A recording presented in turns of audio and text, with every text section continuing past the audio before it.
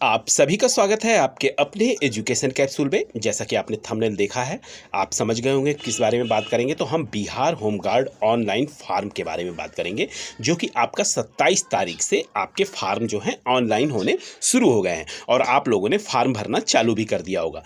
ठीक है, लेकिन यहाँ पर हम इस टॉपिक पर बात करेंगे, चयन प्रक्रिया में एक बड़ा बदलाव है, उस बारे में हम बात करेंगे। मेरिट कैसे बनेगी इसको भी हम देखेंगे। ठीक है, क्योंकि ये जानना आपके लिए बहुत ही ज़रूरी है और फॉर्म भरने से पहले आपको मैं कहता हूं कि ये वीडियो आप एक बार जरूर देखिएगा। ठीक है, चलिए हम सबसे पहले इनके नोटिफिकेशन पे ही चलते हैं और वहां पे हम टॉपिक बाय टॉपिक सारी चीज़ें हम देखते हुए चलेंगे। चलिए, तो हम आ गए हैं ऑफिशियल नोटिफिकेशन पे। ठीक है, यहाँ पे देखिए लिखा हुआ बिहार के विभिन्न जिलों में स्वयंसेवी गृह रक्षकों का स्वच्छ नामांकन।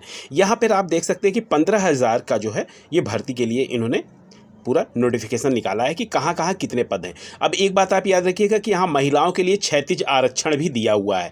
ठीक है, जैसे 1479 अगर पद हैं पुरुषों के, तो उसमें से 502 जो है वो महिलाओं के लिए आरक्षित है। ठीक है, ये आपने देख भी चुके होंगे, आप एक बार नोटिफिकेशन जरूर देख लीजिएगा। ठीक है, कहाँ कहाँ कितने कितने पद हैं इसके बारे में आपको जानकारी होनी चाहिए, तभी आप फॉर्म फिल करिएगा। ठीक है, चलिए अब हम बात कर लेते हैं कि यहाँ पे ये कह रहे हैं कि मेघा सूची के अनुसार जिलेवार किया जाएगा गृह रक्षकों का नामांकन। इसमें कह रहे हैं कि अनुसूचित जात, पिछड़े वर्ग और आर्थिक जितने भी लोग हैं इस क्रम में स्वतंत्रता संग्राम सेनानी और उनको भी जो है आरक्षण अमूल्य होगा।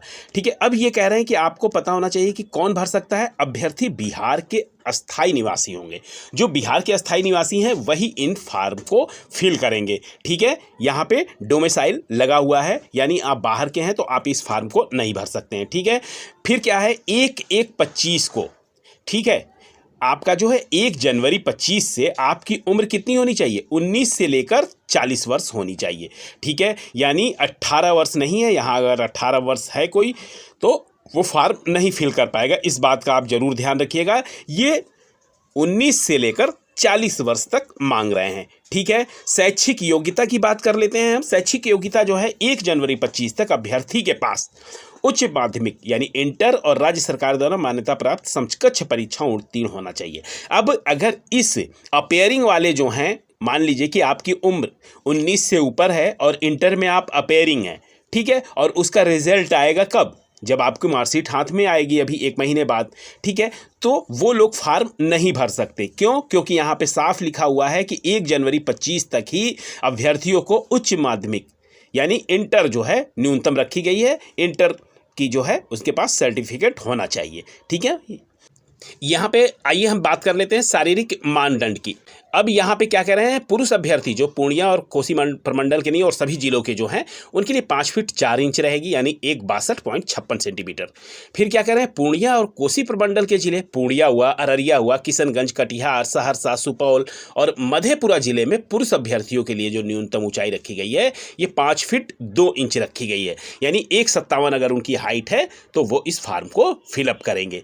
ठीक है, और सभी वर्गों की महिला अभ्यर्थियों के लिए 153 होना चाहिए सेंटीमीटर। ठीक है, महिलाओं के लिए यहाँ पे छूट है, 153 सेंटीमीटर सभी वर्गों की महिलाओं के लिए है। ठीक है, चलिए आगे बात करते हैं। सीना देखिए वही होता है कि सीना आपका फुलाव जो है वो 5 सेंटीमीटर का होना चाहिए। और यहाँ पे कह रहे हैं कि पुरुष अभ्यर्थी के लिए सीना जो है 31 इंच यानी 79 का रहेगा, पूर्णिया और कोसी को छोड़कर। पूर्णिया और कोसी के लिए अलग है, 76 है। ठीक है, फिर अगला हम बात करते हैं कि महिला अभ्यर्थियों का सीना मापा नहीं जाता है, तो इसलिए वहाँ पे ये बात सीने का टॉपिक रहेगा ही नहीं। चलिए, और सभी महिला वर्गों के लिए यहाँ पे कह रहे हैं कि उनका कोई भी मापी नहीं होगी। और यही चीज़ रहेगा थर्ड जेंडर अभ्यर्थियों के लिए, वहाँ भी शारीरिक मानदंड और जो भी चीज़ें हैं वो महिलाओं के समान ही हैं। ठीक है, चरित्र में क्या है, अभ्यर्थी का नैतिक चरित्र अच्छा होना चाहिए। ठीक है, फिर अगला कह रहा है गृह रक्षकों का स्वच्छ नामांकन इस शर्त के साथ किया जाएगा, अभ्यर्थी कम से कम 3 वर्ष की सेवा गृह रक्षा वाहिनी बिहार को।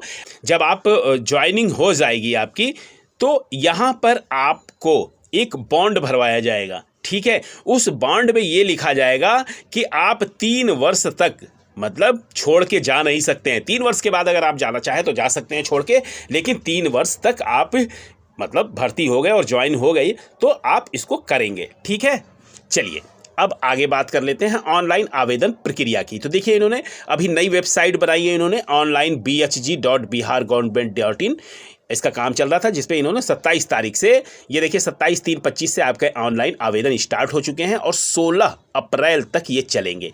ठीक है, मध्य रात्रि तक यानी 12 बजे तक ये ओपन रहेगा। ठीक है, अब यहाँ पे कह रहे हैं कि आप इस वेबसाइट पे जाएंगे और यहाँ से आप ऑनलाइन अप्लाई कर सकते हैं। अब यहाँ पे बात कर लेते हैं कि फ़ीस क्या लगेगी आपकी। तो देखिए यहाँ पे जनरल हुआ, EWS हुआ, OBC हुए, ठीक है ना, और थर्ड जेंडर सहित अत्यंत पिछड़ा वर्ग हुआ, इन सभी के लोगों के लिए 200 रुपये रखी गई है। और अनुसूचित जाति और अनुसूचित जनजाति यानी महिलाएं जो है किसी भी वर्ग की हों, आप ये समझिए, और अनुसूचित जाति और अनुसूचित जनजाति के पुरुष जो हैं उनके लिए 100 रुपये रहेंगे। ठीक है, ये बात क्लियर हो गई। अब आगे नीचे की तरफ हम बढ़ते हैं। ठीक है, चयन समिति से चलिए, ये हमें जानकारी के लिए नहीं है, ये आप देख लीजिएगा। ठीक है, लेकिन जो मेन है केवल मैं वही बताने की कोशिश करूंगा, वरना वीडियो जो है काफ़ी लंबा हो जाएगा। ठीक है, नामांकन की प्रक्रिया, इंटरमीडिएट, ये सब बता चुके हैं हम।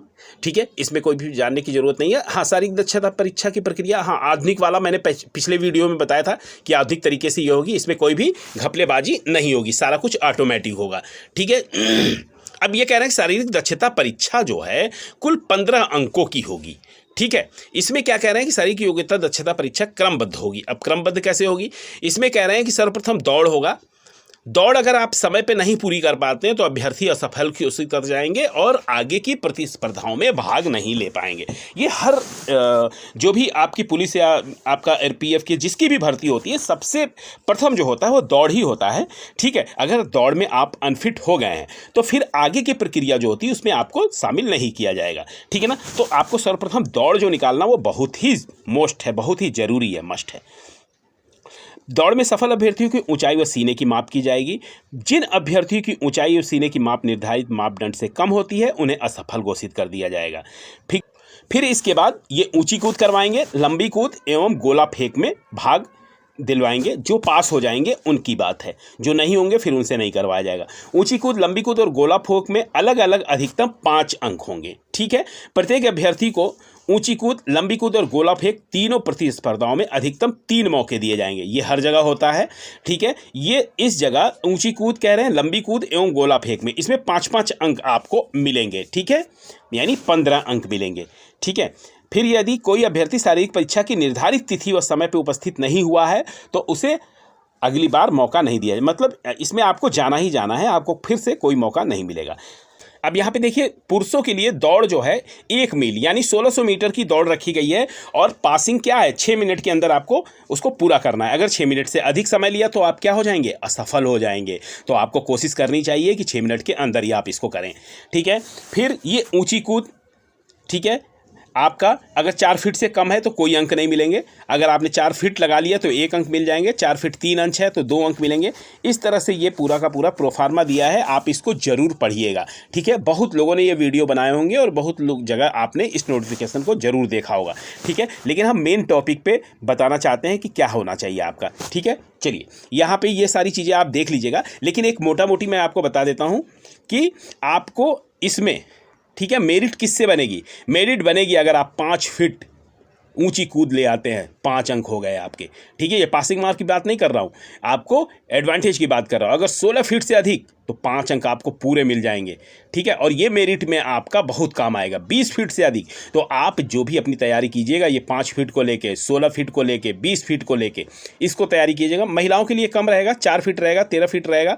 ठीक है ना, 4 फीट रहेगा ऊंची कूद में, लंबी कूद में 13 फीट रहेगा और गोला फेंक में आपका 16 फीट से अधिक रहेगा। तो आप हाईएस्ट को करने की कोशिश कीजिएगा जिससे आपकी मेरिट बने। ठीक है, फिर इसमें क्या है, चिकित्सीय परीक्षण, शारीरिक योग्यता दक्षता परीक्षा में। अच्छा हाँ, एक चीज़ मैं आपको बताना भूल गया कि इसमें जो है आपका कोई रिटन एग्ज़ाम जो है नहीं हो रहा है।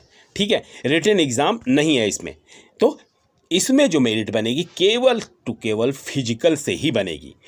ठीक है, पुलिस में जो है आपका मेरिट वो भी फिजिकल से बनेगी, लेकिन उसमें आपको फिजिकल लाने के लिए, फिजिकल करने के लिए आपको एक लिखित परीक्षा से गुजरना होगा। ठीक है, लेकिन इसमें ऐसा नहीं है। ठीक है, अब यहाँ पे देखिए ये कह रहे हैं कि कलर ब्लाइंडनेस अगर है, श्रवण शक्ति है, फ्लैट फुट है, नॉकिंग नी है, हकलाहट है, तो इन लोगों के शारीरिक मापदंड की जाएगी और योग्य पाए गए तभी इनको लिया जाएगा। ठीक है, मेघा सूची ये जो है हमने इसी टॉपिक पे वीडियो बनाया है कि ये मेघा सूची आपकी कैसे बनेगी। देखिए कई बार आप बड़े उत्साहित होकर फॉर्म तो फिलअप कर दिए लेकिन फिर आप जान नहीं पाए और वहाँ पर गए तो इस चीज़ में अनफिट हो जाएंगे आप। तो देखिए यहाँ पे कह रहे हैं कि प्रत्येक जिले में गृह रक्षकों के पद हेतु नामांकन शारीरिक दक्षता परीक्षा की तीनों प्रतिस्पर्धाओं में देखिए ऊंची कूद, लंबी कूद और गोला फेंक के अभ्यर्थियों द्वारा प्राप्त समेकित कुल अंकों के आधार पर जिला स्तरीय मेघा सूची तैयार की जाएगी। अब आप एक बात समझ लीजिएगा कि जो आपकी दौड़ हो रही है ना, दौड़ क्या है? दौड़ जो है आपका मतलब आप इस भर्ती में सेलेक्ट हो, आपका केवल इसमें दौड़ में पासिंग मार्क लाना है। ठीक है, आपको 6 मिनट के अंदर 1600 मीटर की जो दौड़ है उसको पूरी करनी है। इसमें आपको कोई भी नंबर नहीं मिलने वाले हैं, आप इस चीज़ को क्लियर कर लीजिएगा। ठीक है, कि आपको इसमें नंबर मिलेंगे नहीं। कहाँ पे आपको एफर्ट लगाना है? दौड़ तो करना ही है, क्योंकि आप इसी को लेके अगर इसमें आप नहीं निकाल पाए तो फिर तो आप बाहर हो जाएंगे। लेकिन असली जो आपका मेघा सूची जो आपका चयन का बनेगा वो क्या बनेगा? वो आपका फिजिकल का बनेगा। ठीक है, तो इसमें ये कह रहे हैं कि ऊंची कूद में आपके 5 अंक मिलेंगे, लंबी कूद में आपके 5 अंक मिलेंगे, गोला फेंक में आपके 5 अंक मिलेंगे। ठीक है, इस तरह से करके ये आपकी मेरिट तैयार की जाएगी। जो लेके आएगा इतना उसका सिलेक्शन होगा। ठीक है, फिर कह रहे हैं कि जिसमें अभ्यर्थियों की कोटि का उल्लेख रहेगा प्रत्येक जिलों में रिक्ति के विरुद्ध। ठीक है, 1.5 गुना अभ्यर्थियों की मेघा सूची। अब मान लीजिए कि आपका हो गया, ठीक है ना, आप फिजिकल देकर चले आए, सारा कुछ हो गया। अब मेरिट जो बनेगी वो क्या? अगर मान लीजिए कहीं पे आपका 800 पद है, ठीक है, अब मेघा सूची जो बनेगी यहाँ कितनी बनेगी? तो यहाँ बनेगी आपकी 1200 लोगों को बुलाया जाएगा, जिसमें से 800 लोगों का सिलेक्शन होगा। ठीक है, बुलाया जाएगा 1200 लोगों को। ठीक है, अब क्या है, मेघा सूची तैयार करने के लिए प्रावधान का पालन किया जाएगा। यहाँ पे देखिए, यहीं पे समझने वाली बात है कि आपका शारीरिक योग्यता दक्षता परीक्षा में 2 या 2 से अधिक अभ्यर्थी जो है समान अंक प्राप्त करते हैं। अब आप समझ लीजिए दक्षता परीक्षा में आपने सपोज कीजिए आप भी 15 नंबर लेकर आ गए, तीनों में आपने फुल किया, आप भी दूसरा व्यक्ति भी 15 नंबर लेकर आ गया। अब इसमें से जो है सिलेक्शन कैसे होगा? तो यहाँ पे कह रहे हैं कि उच्चतर रखा जाएगा। किसको रखा जाएगा? प्राप्त करने की दिशा में किसको उच्चतर रखा जाएगा? तो यहाँ पे नीचे की तरफ देख लेते हैं हम। यहाँ पे देखिए कह रहे हैं अगर समान प्राप्तांक और समान जन्मतिथि रहेगी तो उच्चतर शैक्षिक अर्हता वालों को मौका दिया जाएगा। ठीक है, और मेघा सूची में उच्चतर रखा जाएगा, यानी आपकी शैक्षिक योग्यता जो है उसमें परसेंटेज आपका बढ़िया अगर रहेगा सेम होने पे। देखिए अगर आपका जो फिजिकल हो रहा है उसमें अगर सेम है तो फिर इसको लेके एक बनाई जाएगी मेरिट लिस्ट। ठीक है, इंटर एवं सबकक्ष के अधिक अंक प्राप्त करने वाले अभ्यर्थियों को स्थान में उच्चतर रखा जाएगा। समझ गए आप इस बात को कि यानी यहाँ पे इस मेरिट का बहुत ही ज़रूरत है। ठीक है, फिर क्या करें, उपयुक्त प्रावधानों के अधीन विचरण करने की समानता के हिसाब में उनके नाम पे देवनागरी की लिपि के वर्णमाला के अनुसार भी मेघा सूची में उच्चतर रखा जाएगा। अच्छा, अल्फ़ाबेटिकल भी रहेगा।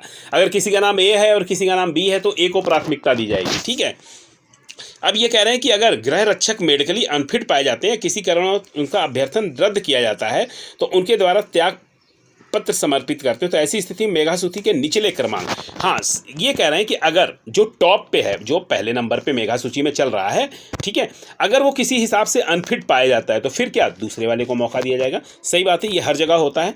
ठीक है, लेकिन यहाँ पर यही है कि आपका यहाँ पर जो एजुकेशनल जो आपका अंक रहेंगे उससे भी आपका मेरिट लिस्ट बनेगी।